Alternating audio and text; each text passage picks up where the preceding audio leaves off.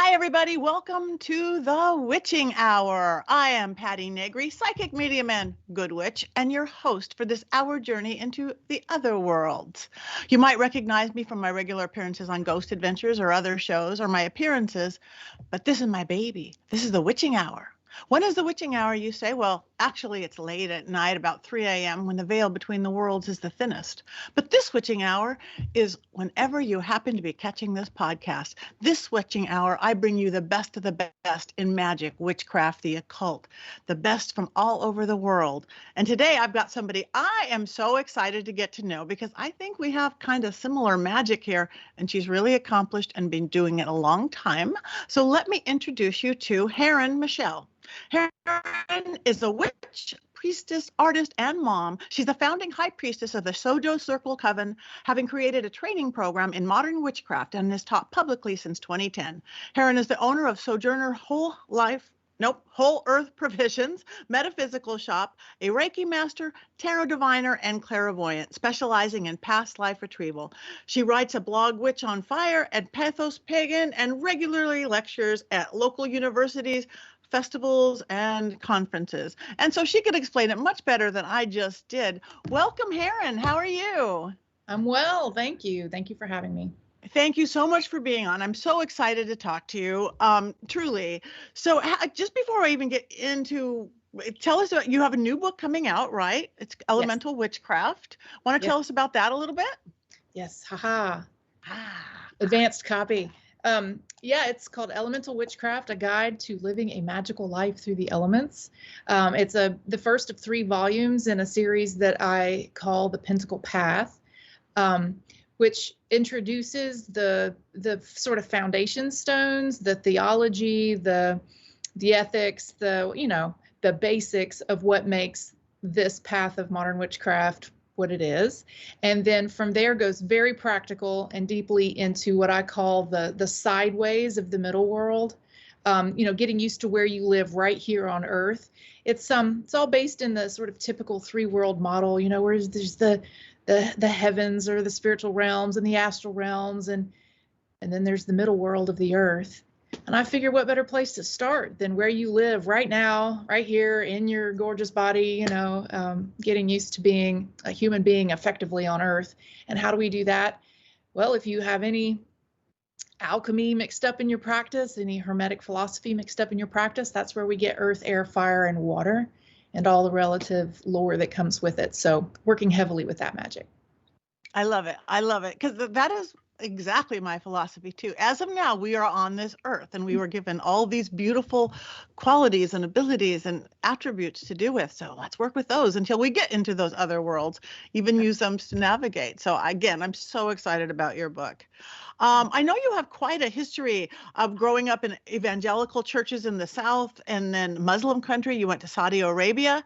Mm-hmm. So how did you end up this little witchy in the U.S.? Good question. Yeah, so I'm a Southern girl, good old Southern girl. I was raised mostly in Taylor, South Carolina, which is just outside Greenville, South Carolina.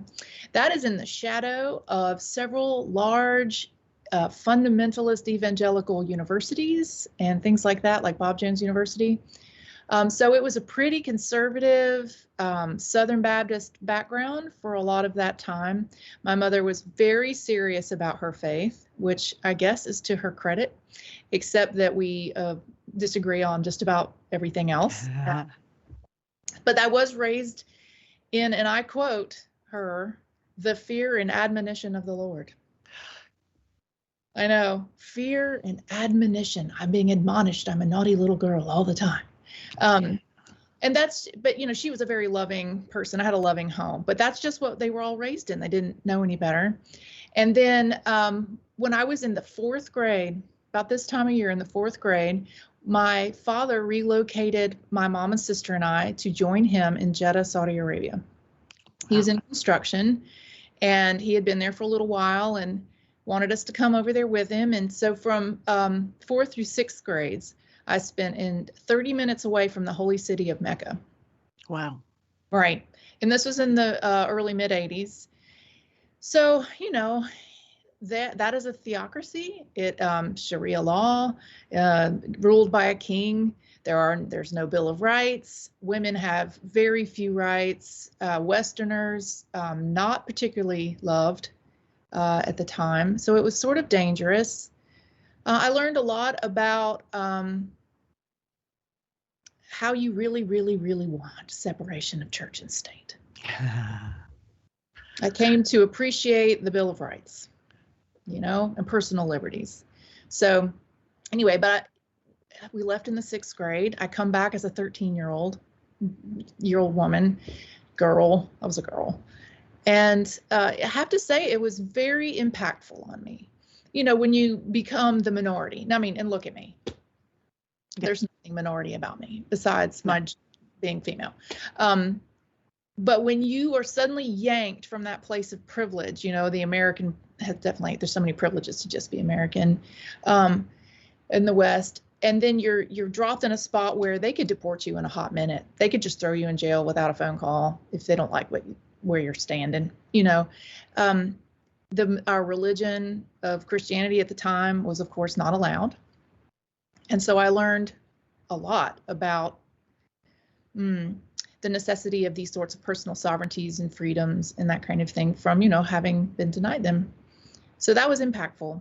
But also I realized there's more than one way to live, that we all, need to respect the cultures and identities of other people, meet them where they're at. You can't just run around imposing your way on everybody. By the same token, don't let them in. I don't really want other people to impose their way on me either. Right. So I don't know. And I got back home about the time I was in middle school, and I had some really transformative spiritual experiences during that time. And a lot of people do. I think a lot of young witches awaken to something. They maybe not know what to call it, but their otherness, their a deeper awareness or a connection or something beyond the mundane that is. It happens a lot, I believe, around that time of Menarche, Yeah. And I also had one of those experiences because I was in a terrible existential crisis when I got home, because I did not believe. I did not take it face value as this is how you should believe of the paradigm, the Judeo-Christian paradigm as it had been taught to me. It just didn't feel right. Right. Never had felt right. And interestingly, and more interesting even than where I grew up, I have always had past life memories since I was a little kid. They were traumatic, actually. And I believe that a lot of my weirdness as a kid was actually PTSD from remembering how I died in my previous life. And so that was also impactful. But I was a man in my previous life. I was a soldier, and I died in World War I. I know the specific thing, tell you exactly how it happened, but I won't. I won't go. But it definitely gives you a different perspective on what spirit and life really means when you remember these things so clearly.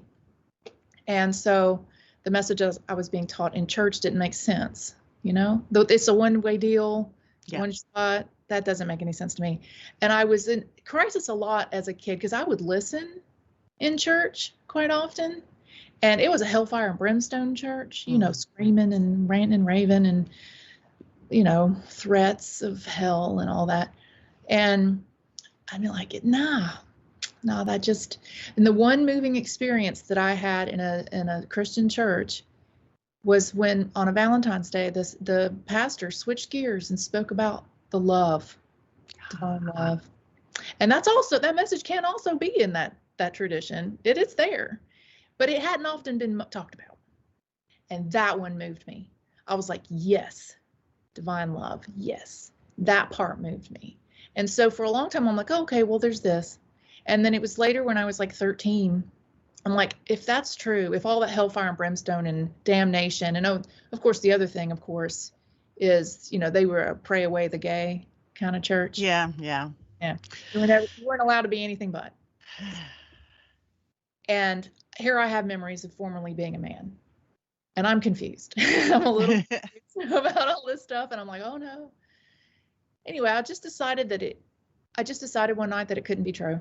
It's like, nope, this is not how divinity would be. The divine love is the only thing that makes sense to me. None of this damnation stuff. I just can't do it. And I just decided because I was still in that all or nothing headspace that they teach you in these fundamentalist churches. I was like, well, I don't accept any of it. So I'm not going for all of it. So I'm going to go for nothing. And I was like, well, no, if there's nothing, then that's sad. Because I did have a sense of spirit and love in my, and I was just kind of depressed about it, I guess. And I was laying in bed one night and I was like, nah, that's it. There's no God. There's no divinity. I'll just be an atheist. And all of a sudden I feel like the full moon crawled in my window and filled the whole room. Divine presence just filled the whole room. I felt like I was floating and being crushed at the same time. And I've come to realize that whenever I am in the presence of divinity that has awakened in that spot, like, when you do a good solid invocation and they're there, it feels like you're squished in a tube and ecstatic and floating in the size of the cosmos at the same time. Yep. Recognize that now. But that's the way I felt right then. And it sort of paralyzed me. And I could just hear this chorus of divinity in my head. And it was ecstasy and terrifying. And I was like, oh, and I couldn't move and I'm struggling. But it really felt like the moonlight. The moonlight was singing to me. And then I finally am like, okay. I believe there is something. And it all went back to normal. And I'm just sort of panting and I'm in a cold sweat, but I can move around. And I sit up and I look and I'm like, oh my gosh, did the moon just come in my window? Mind you, I'm 13 and confused. And I'm like, okay, that was crazy. That did not just happen. And I lay back down and I'm like talking myself out of it. Nope. I made that up. That didn't happen. And I'm here to tell you the whole thing 10 times stronger than the first time. Rocked my world. I was suddenly cast, I guess. I was felt anchored in a frozen paralyzed body, but at the same time floating throughout the whole cosmos, and this like vision unfurled of all these things, like I'm being shown. And there was this sort of chorus of guiding voices, and it just became this sort of question, answer, guided visualization thing of, I don't know, how the cosmos works, and I don't know, the future, the past, whatever. And I remember hearing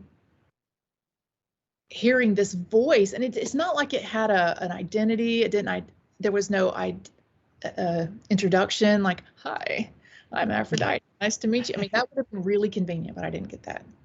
I got a chorus and just wake up.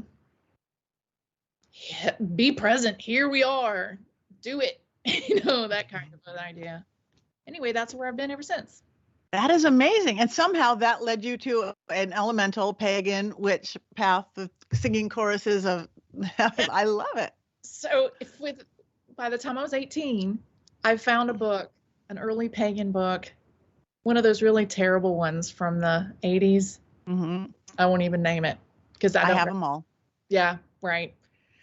But it was the first time that somebody introduced this sort of Wiccan alchemical idea of Earth is, like mountains in the north, and air is like atmosphere, and birds and something in the east, that kind of thing, fire and water. And it associated it also with Wiccan altar tools, this little book.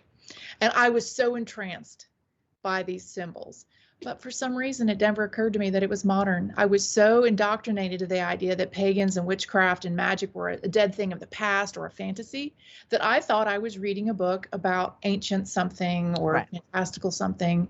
But I started working this imagery into some embroidery I was doing and into artwork, and I started to doodle it all the time. When it kind of captures your imagination and suddenly you're just in it all the time. And from there, it was so funny. So this is South Carolina, in the shadow of some scary fundamentalist stuff. And I happened to be at an event. It was kind of like a Renaissance fair little thing. And I was doing this little embroidery, and I still have it actually. I should have pulled it out to show you. But anyway, little embroidery, and all it was a circle divided into quarters with a little mountain and a little clouds and air. But I had the colors, and the fire and the water, and a little cup. A little wand, little blade. And a fellow walks by and he goes, oh, nice embroidery. So you're a pagan too? And I went, Because in my head, in church, pagans were devil worshippers. They were evil people. They were satanic, right? Because that's how they pitch it in the church. Right. And I was like, why would you say that? And he goes, never mind. I'm sorry. Just you do you. I'll be over here, and he wanders on. And he looked like such a nice guy, right? Like he was so sweet. He was unassuming. He had a great energetic feel to him. He was an older person, and he just seemed nice. And I just all day long I kept looking at him like, why would he ask me that? Why would he ask me that? And I finally approached one of his friends. Why would he ask me that? He goes, I don't know. Ask him. He's the Wiccan priest. And that's the first time I'd ever even heard those words.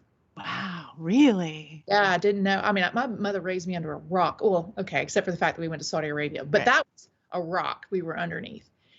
And I felt like I just got thrown onto an alien planet, finding out that these things. Anyway, eventually we made friends. And he was a great influence on me for a while there. He loaned me the classics, Starhawk's Spiral Dance and Margaret Adler's Drawing Down the Moon. Mind you, those were either new or in their, like the 10th anniversary edition was out that year. Right. And there it began. There it went. I was 18, out of the house. I went to college at Marlborough College in Southern Vermont to get away. I was like, surely there are witches in New England. So, Surely. And so first thing I do when I get there, I see a fellow wearing a pentacle necklace. Oh, tell me about that. And he loaned me more books. He loaned me Janet and Stuart Farrar's The Witch's Bible Complete, and a couple other things. Anyway, we got to talking. Anyway, that's been me since 18. That is beautiful, and you are so public with it, and you have your own school, you have your own classroom, so that's amazing. So one of the questions I see that you have, what is in your book? You introduced the Witch's Jewel of Power. Now, I don't know what that is. What is the Witch's Jewel of Power? Okay, well, it is a thing that I am introducing to the witchery for your review and consideration. I love it. It is a progression of some symbolic systems around the elements that have long existed. You may have heard of it referred to as the four powers of the Sphinx, or the Sphinx, the powers of the Magus. Those are from Eliphas Levi. That in Transcendental Magic. And then later, once it sort of merged with modern witchcraft, it was referred to often as the Witch's Pyramid. Christopher Penczak, for example. Yes. Pyramid. So once it got into Wicca and it was made into a pyramid, that allowed for the top point, which was assigned to spirit, much like, the pentacle has 5 points and the spirit points. So let's put that on a pyramid also. And then in every book I read in the 90s and aughts that mentioned it, spirit what was its lesson? Oh, so to back up, the 4 corners, to know, to will, to dare, to be silent, or to keep silent. So those were the maxims of magic to create. And in the top point, once spirit was added, what's the maxim? What's the message of spirit? And it was the Wiccan Rede. Do as you will, so as you harm none, or however you want to phrase that. Okay, so I loved it. Taught it, worked it. That was my symbol set, Okay, so then I read a book by author Timothy Roderick. Now, he's written the foreword to my book. Thrilled to have Timothy Roderick write the foreword of my book. He wrote several great books. I actually read them out of order, but the first one I read that introduced additional lessons of the elements was his book, Wicca, A Year and a Day in the Craft of the Wise. It's sort of a self-study program. Now, mind you, I'm a self-initiatory, did it on my own path, which, and Christopher Penczak's series, the Temple series, and Timothy Roderick's books were basically my textbooks, among many others, but they each laid them out in lessons. So that's what I did with a group. It was like a book club thing, Anyway, Timothy Roderick introduced what he called the passive lessons, so that the ones that we're familiar with, to know, to will, to dare, etc., those were the active, or what I call the projective lessons, the main obvious lessons of each element. But he's a psychoanalyst, That's what he does for a living. He's, clinical psychologist.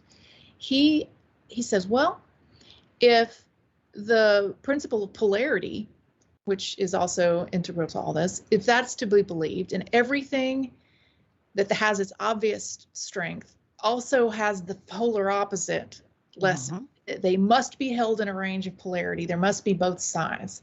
If this has a projective lesson, it must also have a hidden deeper meaning that it is receptive or it's passive lesson. Or he referred to them in an earlier work, which I recommend everybody read. It's from the late 90s, but it's when he introduced these concepts. It's called Dark Moon Mysteries. It's great. Anyway, he called them, if the main lessons were the Jedzel spirals, the downward flowing spiral of energy, there must also be a Wittershan spiral, inward flowing, reflective inner lesson. So anyway, he never talked about pyramids. He didn't try to put it in a symbol set. He just said, here's the flip side. And I found so much power in those lessons, so much power.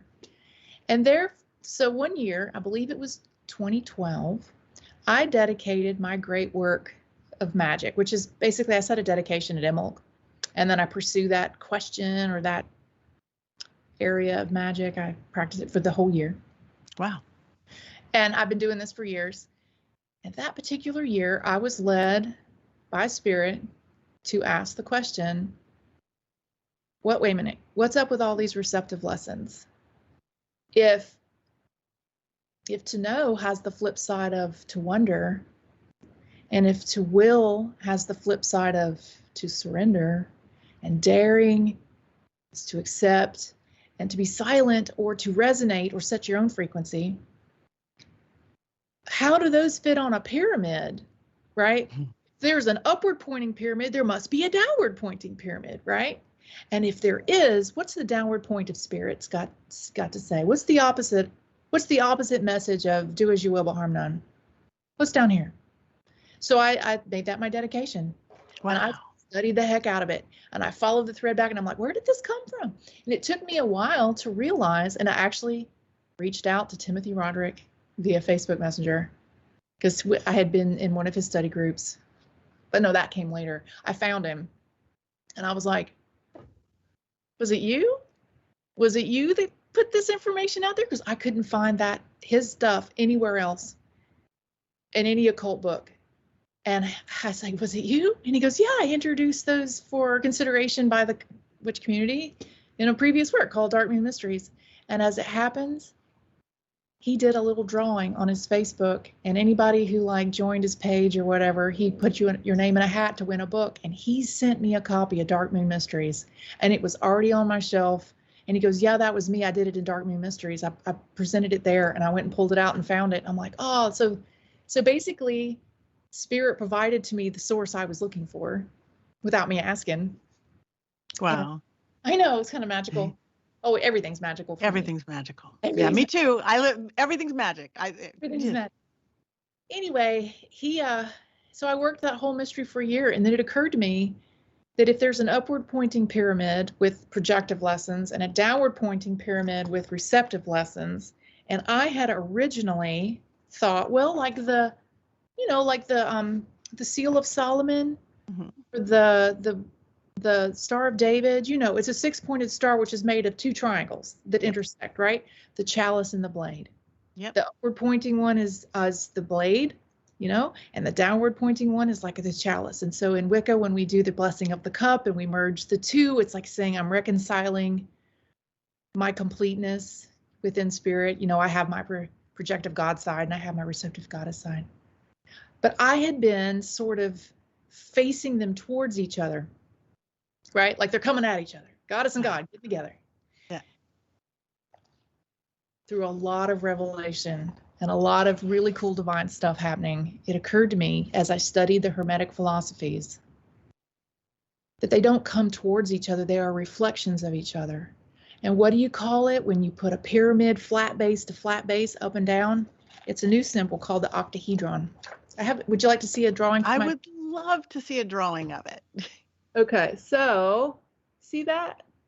Beautiful. That is called the Witch's Jewel of Power. And it's basically an octahedron, which is a diamond shape, right? 3D diamond. It's a jewel. And Christopher Penczak had always taught in his books, like Outer Temple, he talks about how divinity is like a multifaceted jewel. And he called it the diamond of divinity. And then I started really working with that symbol. Oop, I have a kitty cat who's going to try to introduce herself. Oh, good. We like kitties. Here. This is Bella.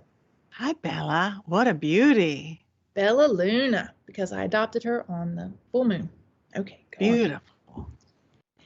Anyway, I really started working with this symbol and really, how does it work? What does it look like? If you take an octahedron that's like open wire work, you know, like you could just the lines like that picture was, and you rotate it just so that you're looking down on it from a 45-degree angle, it will suddenly be a Star of David, a Seal of Solomon, if you were to connect the lines around the outside. Right. That's wow. And all the old occultists in every old book talks about these mysteries by looking down on it, and it's a 2D thing, and it looks like the two intersecting triangles with the lines around the outside. And I'm like, I see that symbol everywhere. That just happens to be what an octahedron looks like if you flatten it out by looking at it at this angle.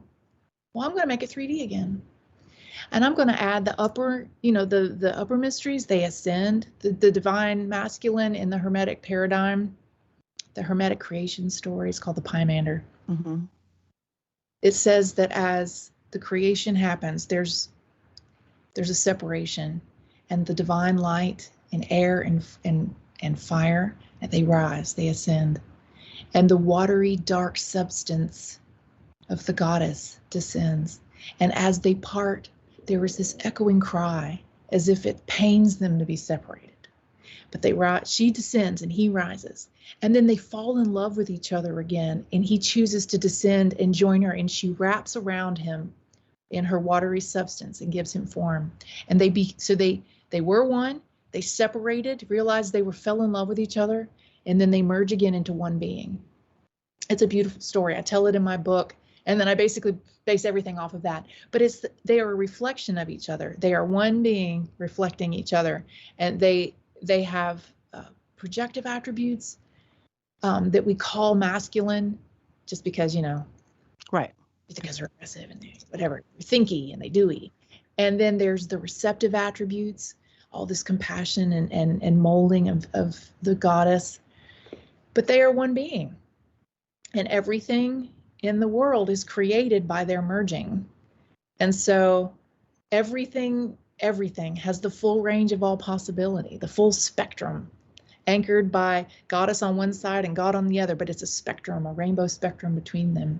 And so anyway, the Jewel of Power just illustrates that for me. The four corners remain, the earth, air, fire, and the rising from that point is their projective lesson. The descending from that point is their receptive lesson.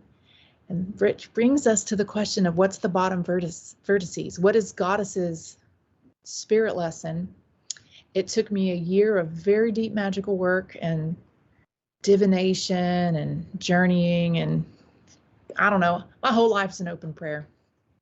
But I feel confident that the lesson is perfect love and perfect trust, the two keys to the temple. So the top spirit lesson is, what do you personally need to be doing, right? How do I go about taking care of me? You know, yeah. Do as you will, but harm none. Yeah. Okay. Get down in the goddess's territory. What does Mama say about what should I do? And she wants to talk to us about how we interact with our community. How do we interlace with nature? How do we interlace with other people? What kind of responsibility do we take? Not just for ourselves, but how we impact everyone else. And in Wicca, the two keys to enter the temple were in perfect love and perfect trust, or my preferred way of saying that, perfect trustworthiness, because it's about you. And I believe that was the lesson. So the whole book is basically laying that out. That, I'm just sitting here picturing going, that makes so much sense. Why didn't somebody think of this billions of years ago? So to me, that means there's such a pure truth there. I can't wait to write, and I love it. And who doesn't like jewels? And jewels are about the reflection, and they're about all of that. Thank you for that. Yeah. Thank you. So listen in, my people. We all need to get that jewel, the witch's jewel of power.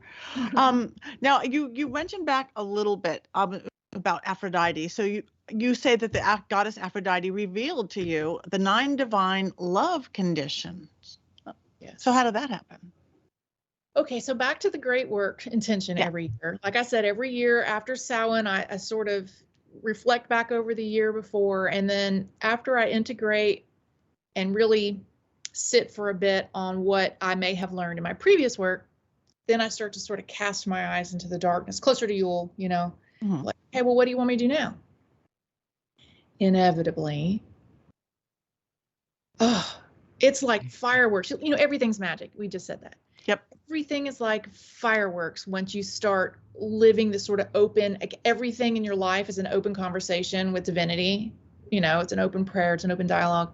So you're like, all right, well, what's next? Now what? And breadcrumbs just start landing, right? Things just start lighting up. Oh, omens and synchronicities and things. Well, one year after I had done that one, it was this, so that was 12. This is 14 at this point.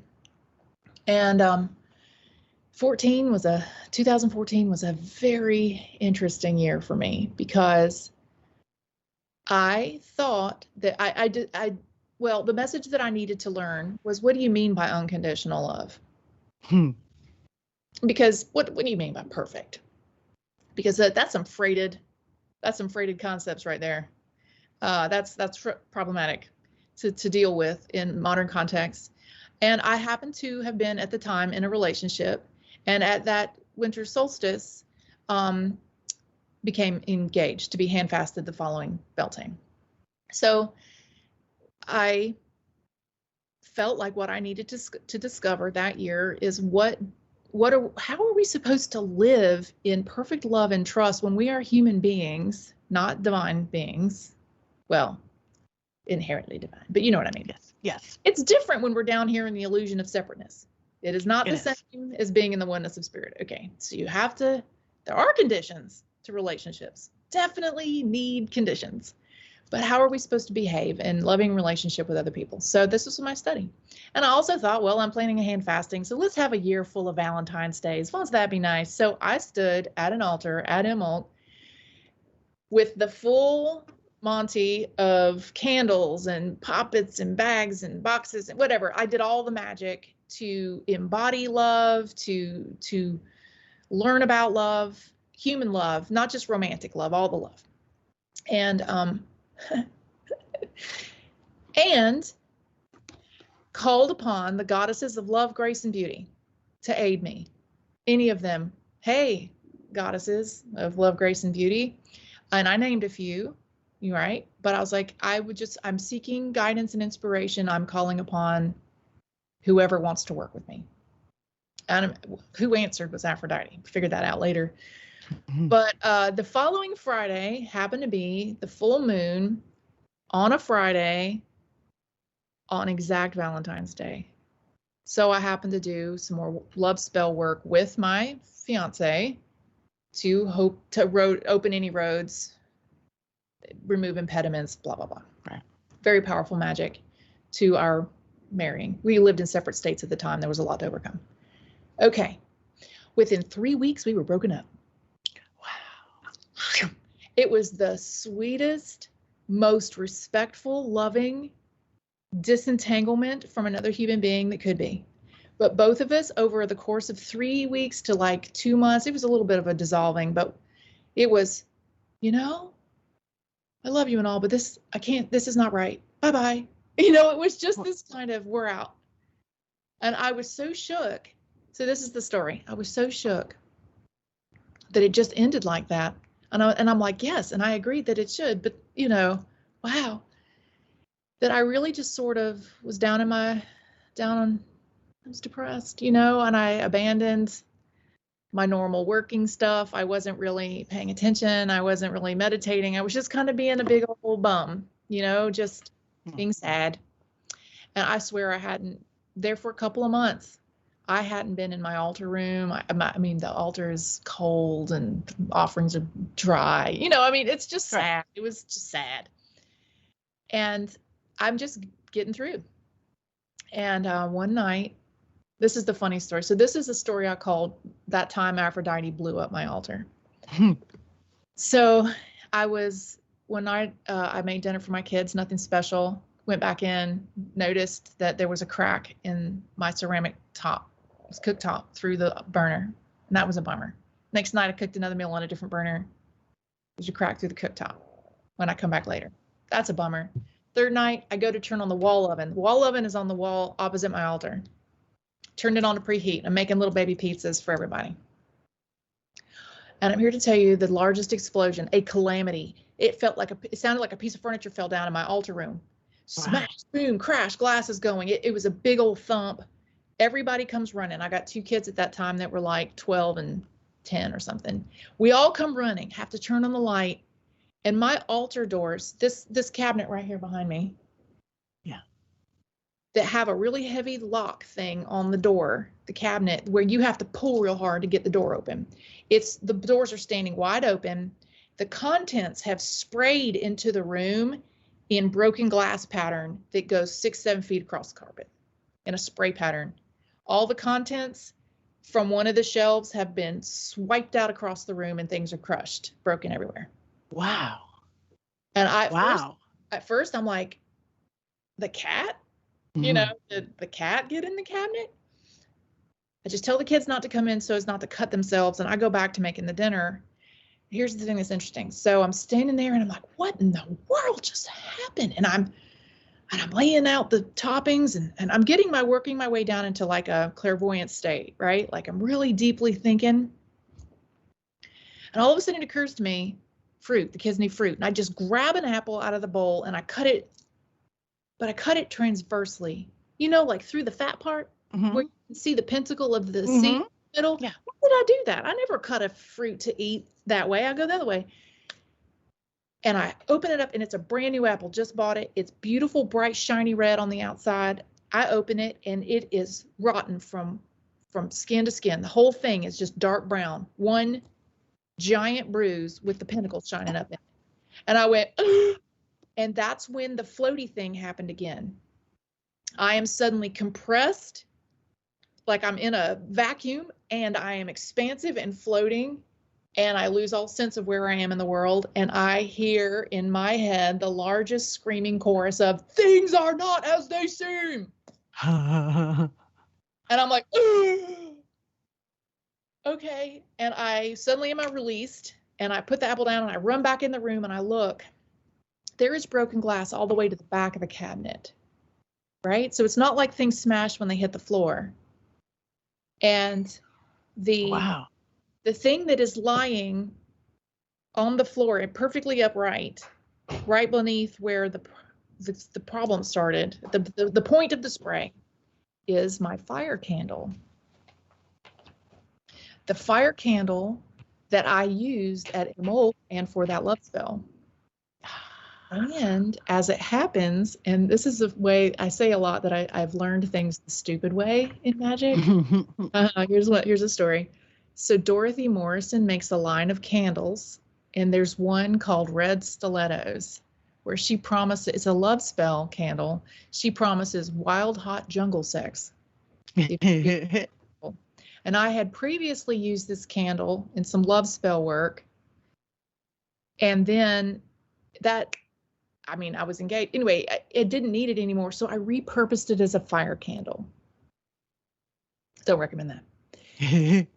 Just let it be. Find something fresh. But anyway, so this is the candle I had used in that magic, and it had been put in the back of the cabinet, and it pushed its way out and landed on the floor, and anything that was in its way was smashed and thrown across the room. I pick up the candle. I call on fire. Fire, am I hearing that I need to be doing something right now, applying my will to something? Or anyway, I light it and I'm like, fire, is that you? And my daughter from her bedroom, she's 12, screams, Bella's tail is on fire. That cat that was just here. I take off running and I get there just in time to see that the cat, whose big fluffy tail is on fire, has just jumped on her seat by the curtains. And my daughter rushes over a brave thing and grabs her tail by the base and just shucks it up really high and snuffs the fire with her hand and saves the curtain, saves the cat. She didn't get hurt. And I'm just standing there going, okay, I need to get back to doing things now. They're calling me. And from that moment on, I returned to the work. Okay, whoever's working with me, I hear you. What do I need to know about perfect love? And from that moment on, every day felt like I'm both being squished and expanded. Every day was like a machine gun of signs and synchronicities and omens. And the way I was taught what things are, the things that we feel as divine love, what would divine love look like to a person? I would find out what it is by being denied that thing. It would suddenly be taken away from me. Some crazy thing would happen, or I would, and then I would feel so hurt, or I would feel so confused or whatever. And finally I would say, are you telling me that we need to treat each other with this thing in order to feel your love? And she'd be like, yes, you got it. And we'd move on. And suddenly that problem wouldn't be there anymore. It would resolve and a new problem would show up. It was comical how obvious. It's like people were coming to my door just to teach me a lesson about all that time. And in the end, do you want to hear what they are? Preview? Yes, please. Love conditions as revealed to me by Aphrodite between my altar blowing up, which was in like June or July, I think, and the following Mabon of autumnal equinox was this. So if I feel divine love, I have the resources I need to survive. To ensure my physical, I'm going to read you a little bit from the book. Is that okay? Please. Oh, I would, yes. It's basically a list, but I'll just read it. Number 1, the first divine love condition is resources. I have what I need to ensure my physical survival and comfort. Clean air and water, nourishing food, safe shelter and clothing to protect me from the elements, and access to health care. I have no fear of suffering. 2, affection. I have access to the kind of desired physical intimacy that I prefer to share with other people, and I have no fear of abandonment. 3, free will. I have agency and sovereignty to pursue happiness as I see fit, and am treated with dignity and respect. I have no fear of oppression. 4, acceptance. I am accepted as my whole authentic self. I have no fear of bigotry. 5, security. I have safety on all levels. Boundaries are honored and privacy is respected. I have no fear of violation. Trustworthiness. I can rest assured that those around me and my environment can be trusted not to harm me. I have no fear of duplicity. 7, expression. My input is registered and honored as a valuable contributor. I have no fear of disenfranchisement. 8, authenticity. The outward declaration of any circumstance is the actual truth without deception. I have no fear of exploitation. And 9, reciprocity. There is a two-way street of trustworthiness between myself and the world around me. With mutual care that all beings have these 9 divine love conditions, I have no fear of betrayal. Wow. So, to me, that is divine love. If the goddess, see, I'm a panentheist, which is to say that I believe spirit is inherent within nature and also transcendent. Me too. Yes. Yes. The only obvious thing. So, so if the goddess is everything, they are also the food on the plate and the roof over your head, and the fact that you get to cast your vote, and the fact that you get to make love with someone, and they are everything. And so it's not just feelings we're talking about, right? And how are we supposed to interact with each other in perfect love? Well, what she taught me is, and I call this Aphrodite's theology of perfection, it's wholeness. We are whole. We are complete, however we are. Foibles, warts. We have to be treated as whole people with feelings and our ideas, our bodies, all of it is sacred. And we're in a process of evolving and becoming. And you have to accept people as their whole selves and then make sure they have what they need to evolve and grow as a way that's what divinity wants for us. That's my idea. This is not a perfect world where these things are honored by other people. However, that would be perfect and whole. And trustworthiness, the perfect trustworthiness is to say that I can only control me. That is the only thing I have. I can't make other people do what I want, but I can start with me. So basically it was a lesson of, if you want to see it in the world, it starts with you. I mean, that's how I can echo of things from other traditions, right? But Be what you want to see in the world. And if you want to be treated and have these things, start in your own life, in your own choices, in your own sphere of influence, even if that's relatively small, and do the best you can with your magic, with your choices, with your life, with your how you vote, how you spend your dollars, how you dispose of your garbage. You know what I'm saying? All the little mundane things. Try to be that, embody that. And the more you can do it and then share it a little bit at the edges, more and more as you're able, the better we all are. So that was it. That was the whole thing. Oh my God, that is amazing. I mean, that should become a classic. That should be something everybody has on their wall, on their mirror, their little morning affirmations, because that is all what we are striving for. Oh my gosh, I can't look at the time. I mean, I have to look at the time. You have to come back, because now I have 700 more questions for you. But so will you come back another time? Yes. Very soon? Okay. In the meantime, I know my people, as I am, are just intrigued and want to know more about you. So tell everybody anything you have coming up, where they can find you, your books, your teachings, your websites. Sure. Well, the fun news is that as of tomorrow, it's not quite live right this minute, but probably by the time this goes live into the world, as of November 6th, my store will finally have its own e-commerce website. We've only been brick and mortar before. It was called the Sojourner Whole Earth Provisions, and we're in Greenville, North Carolina. We will finally have an e-com site where people can purchase my book. And if you get your book from me, I'll sign it. We also have some promotional goodies of some posters of some of the diagrams and things in the book that are customized for this year, or the coming up year, 2022. And we're making that available free with the book. It's called the Great Work Wheel of the Year. Nice. We've got some other goodies, but also because my book is very practically applied, and there are many rituals and spells and all the things. And, you know, the best part of witchcraft is that we get our hands dirty all up in stuff, right? Yep. We have plant friends and stone friends and dressing candles and lotions and potions and waters and well, I run a store and I know where to get these things, and we do sell these things best we can. And I know people should get their own stuff from their own local retailers. Please go find your local witch shop and give those people your love. But for anyone who doesn't have that as an option, we'll be able to buy from my website, which is thesojo.com, thesojo.com. And soon you'll be able to pre-order and get all the goodies from me.